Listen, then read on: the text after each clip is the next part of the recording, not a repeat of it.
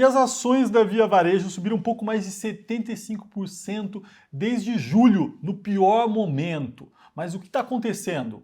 Hoje a empresa divulgou o resultado e a gente está vendo um forte movimento de alta. Chegou a hora da virada das ações da Via? Esse é o tema do vídeo de hoje, pessoal. Mas antes de começar, dá um like. Se você não é inscrito, inscreva-se, ative as notificações e comentem. Vocês investem nas ações da Via? Eu vou sortear essa caneca do canal e um livro, O Investidor Inteligente. Para participar, basta comentar. O resultado está no meu Instagram na próxima terça-feira, 9h30 da noite. Então me siga lá também. E vamos lá, né? Vamos falar de Via Varejo, né? De Via. Uma ação que eu falo bastante no canal, que eu recomendei, que eu tenho posição. Muita gente me pergunta ainda se eu tenho posição. Sim, fiz uma compra aqui ao vivo, tenho as 60 mil ações na minha custódia. Gosto muito, tá? E vou explicar aqui o que está acontecendo e por que eu vejo valor nas ações da Via. Quando a gente olha, né, esse primeiro gráfico aqui, né? No início de julho, a ação chegou na casa do 1,83, né? Nesse momento aqui, no finalzinho do pregão dessa sexta-feira, subindo 15%, 3,21. Então, tá tendo uma retomada, né? Uma volta quando a gente olha no ano, apanhando ainda 36%. Então, tem um movimento aí micro e macro que tenha impactado as ações da Via, mas eu vou mostrar aqui alguns pontos importantes que sugere uma mudança aqui, né, no comportamento e no entendimento da Via, tá?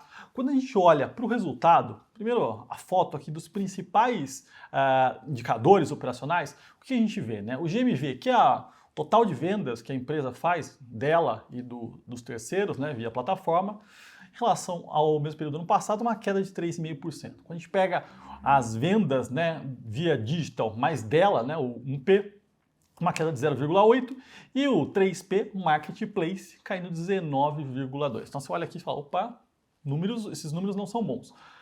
Aí a gente olha para alguns outros números, né? O EBITDA ajustado, né? Aqui 748 milhões, crescendo 54%. É uma porrada. E o lucro, né? A última linha aqui, operacional comparável, 16 milhões, caindo 64%. Então, ruim. Como que a gente faz para ter uma boa leitura aqui desse resultado, né? Porque o mercado está repercutindo tão bem esse resultado. Vamos lá, né? Eu já falei algumas vezes, opinião é lucro, e eu vou mostrar alguns outros dados importantes aqui que mostram um bom desempenho nesse trimestre. Pessoal, e esses gráficos e tabelas aqui, né, como de costume, eu deixo no meu canal do Telegram. Então aproveita, entra lá, você já acompanha o vídeo com todos os dados. Quando a gente olha, né, para a participação da Via no comércio eletrônico, né, a gente vê o quê? Um crescimento em relação ao último trimestre, né, aos últimos trimestres aqui. Então ela, de alguma forma, ganhou um market share, mas quando a gente compara, né, com os dados aqui, a gente está vendo uma queda nas vendas dela online, ou seja, né, o mercado em si deu uma reduzida. Então não é algo micro dela, não é que ela perdeu espaço, ela ganhou um pouco mais de espaço. Entretanto, né, o mercado deu uma reduzida, mas vamos olhar para esses principais pontos aqui da Via, né? Então, como eu falei, né, o GMV, que são as vendas totais, uma queda. Margem bruta, ela ganhou 0,6 pontos de margem. Então, isso aqui é positivo. Do lado do EBITDA, como eu falei, né, aqui é extremamente importante a gente olhar para esse dado aqui, né? Então, saiu dos 485 milhões e foi para 748, com uma margem crescendo bastante, né? Então, a margem saiu aqui da casa dos 6,2 para 9,8. A Via Varejo ali tem um foco entre 8% e 10% de margem. Então, a margem EBITDA foi muito boa. E o case, né, da Via Varejo, então a gente estava falando aqui muito, né, de Via Varejo, estava precificando o quê? Porque a ação caiu tanto, né? Quando você pegava, chegou na casa do R$1,80, 90 centavos, estava precificando praticamente uma quebra. Então, mais importante do que entender esses dados aqui é olhar para os números de dívida, fluxo de caixa, a questão dos passivos trabalhistas, e esses números aqui tiveram uma certa melhora e ajudam a tirar esse risco da Via Varejo, porque a Via Varejo está muito descontada, né? Esse fator que acabou contribuindo para a queda forte das ações, tá? Então, dando andamento aqui no resultado da empresa, então a gente viu que ela ganhou margem bruta. Quando a gente olha para as despesas, então a gente vê aqui uma queda relativamente forte nas despesas operacionais gerais, né, em relação ao ano passado, né, caindo 14,4%, ganhando 3 pontos percentuais de margem. Então aquele ponto, aquela visão da Via Varejo de crescer, mas com rentabilidade, ela já mostrou nos últimos resultados e aqui nesse resultado que foi reportado agora, demonstrou ainda mais, né? Mais importante do que crescer, ela está com foco na rentabilidade e quando a gente olha para a foto do resultado, né? Então, o lucro caiu fortemente, né? Quando a gente olha para o ajustado ou de fato aqui o contábil, a gente vê uma métrica de 80%, 90% de queda no lucro. Pessoal, e muita gente me pergunta, né, se eu tenho um serviço de carteira e acompanhamento personalizado. Sim, dentro da Levante eu tenho um time responsável por fazer carteiras e um acompanhamento personalizado, tá? O Infinity Pass. Então, quem quiser conhecer um pouquinho mais, vou deixar o link aqui embaixo dos contatos, né, do meu time comercial, do WhatsApp, quem quiser, fica à vontade, fala um pouco lá com o time e descubra um pouquinho mais sobre o Infinity Pass. Mas a questão é, ela teve uma melhora na margem bruta e teve uma queda forte nas despesas operacionais. E aí quando a gente olha para o EBITDA, né,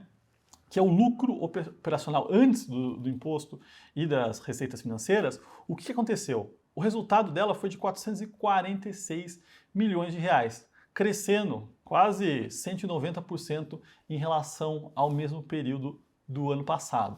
Então, o resultado operacional em si foi muito bom. Aí o que vem, né? Logo depois vem as despesas financeiras. Selic subindo, isso aqui acaba impactando fortemente o resultado dela. E ela tem uma reversão aqui de tributária no final, acaba dando um lucro aqui. Mas o ponto é, o resultado operacional da empresa melhorou muito, por isso que a gente vê o EBITDA crescendo, e aí o impacto está no lucro, dado as despesas financeiras, tá bom? Bom, mas vamos lá, agora vamos olhar para a estrutura, né, como eu falei aqui, de dívida, de caixa, de fluxo, e o que a gente pode ter de bom aqui. Quando a gente olha a variação, né, do primeiro para o segundo trimestre, caixa praticamente aqui estável, né, ela teve uma queda na dívida bruta dela, ela fez uma amortização no segundo trimestre, também fez uma captação de 400 milhões, mas aqui uma estabilidade.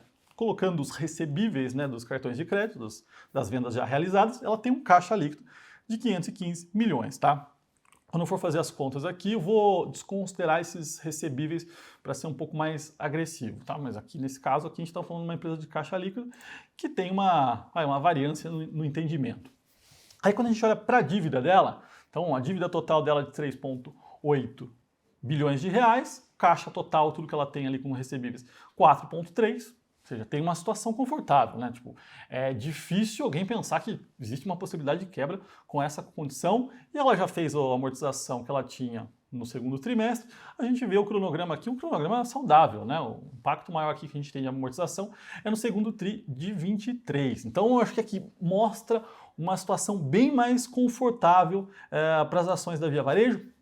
E a questão dos passivos tributários, né, que ela teve fortemente ali no final de 2021 em relação à gestão passada, né, outro controle com o aumento dos processos e das condenações, a gente está vendo já uma mudança, né, a entrada de processos caindo mais de 50%, os pagamentos reduzindo e ela tem, né, uma estimativa aqui do que seria em feito caixa e o que passaria para os resultados, mas na contraparte ela tem uma monetização de créditos tributários, tá? Então, quando a gente olhar o fluxo de caixa, a gente vai ver que isso está sendo mais do que compensado. Bom, e quando a gente olha aqui, né, para a curva de monetização, em 2022, ela tem, né, de ativo a ser compensado tributário, quase 2 bi, 1,8 bilhões.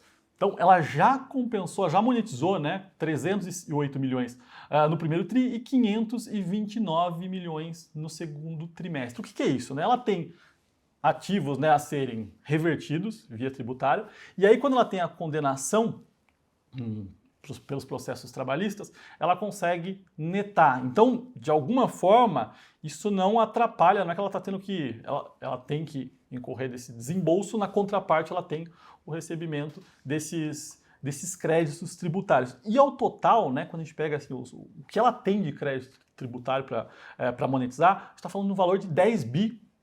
Se trouxer a valor presente, a gente está falando de 5 bi, ou seja, só de crédito tributário, ela tem o mesmo valor do que o valor dela de mercado. A empresa inteira vale 5 bi hoje. Então, por isso que eu falo que é tão descontado. Só de reversão aqui a empresa tem 5 bi, ou seja, o mercado precifica praticamente a zero todo o resto, o que não faz sentido. Por isso essa questão, né, da liquidez, do medo de quebra, foi o principal driver que derrubou tanto, né, o preço das ações, destruiu praticamente 90% do valor de mercado. E aí quando a gente olha para a evolução do fluxo de caixa, então a posição aqui do final do primeiro tri, a gente viu o quê? Uma evolução. A empresa teve resultado líquido, aí teve ajuste no lucro, teve uma variação positiva no capital de giro, demandas judiciais de 274 milhões, e aí o que ela tem? Né? Ela monetizou aqui 529 milhões que entraram para ela. Depois ela teve mais umas variações nos ativos e passivos, mas quando chega ali no fluxo de caixa operacional, ela tem, né, uma melhoria de mais de 1 bi.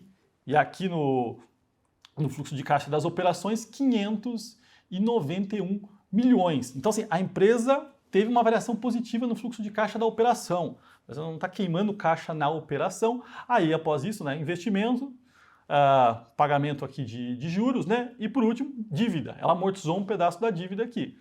Então, esse dado aqui, esse gráfico, essa tabela aqui, né, que explica tudo, é extremamente positivo, porque apesar do lucro, né, tá sendo baixo, e o lucro, às vezes, como eu falo aqui, é opinião, porque ele não é caixa necessariamente, a gente vê aqui um fluxo operacional, né, da empresa positivo, e mesmo com as demandas judiciais, ela tem conseguido gerar essa monetização dos créditos e compensar esse impacto.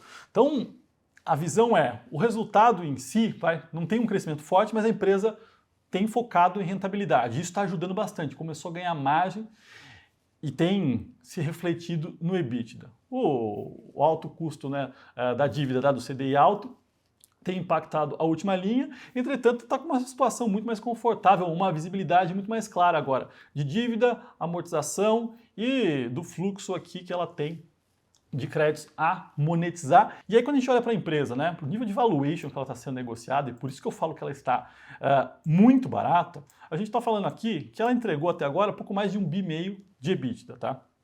Então, quando a gente coloca que faz algumas contas, né? Então a empresa está sendo negociada, está sendo avaliada em 5 bi, valor de mercado agora. E aí eu considerando a dívida líquida dela sem os recebíveis, desconsidero, sou extremamente conservador, considero aqui uma dívida líquida de 1,8 bilhões de reais. A gente vê, considerando um EBITDA de 3 bi em 2022, a empresa sendo negociada a 2,2 vezes EV/EBITDA. Isso aqui não é múltiplo nem de empresa de commodities no raio do ciclo gerando muito caixa. Tá? O varejo sempre foi negociado a 20, as e-commerce eram negociadas antigamente a 100, tudo bem. O nível atual não é mais de 100, mas 2 vezes não faz o menor sentido. 2 vezes, como eu disse aqui algumas vezes, precificou que a empresa não vale nada, que a empresa quebra. E como eu mostrei aqui na minha visão, esse risco é extremamente baixo. Eu vejo aqui uma mudança muito positiva nas perspectivas da empresa, tá? Então gosto da ação, já falei muitas vezes, tenho posição, mantenho, lógico, uma ação volátil, mas tenho visto esses pontos positivos e compartilhando aqui com vocês.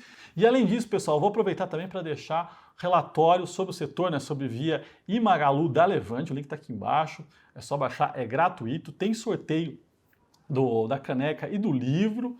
Os dados todos estão no meu Telegram, aproveita, entra lá. E quem quiser conhecer um pouquinho mais, né, como eu falei, da nossa carteira personalizada, o Infinity Pass Levante, o link está aqui embaixo com o telefone e o contato do meu time comercial. Se você gostou do vídeo, dá um like, se inscreva no canal e até o próximo.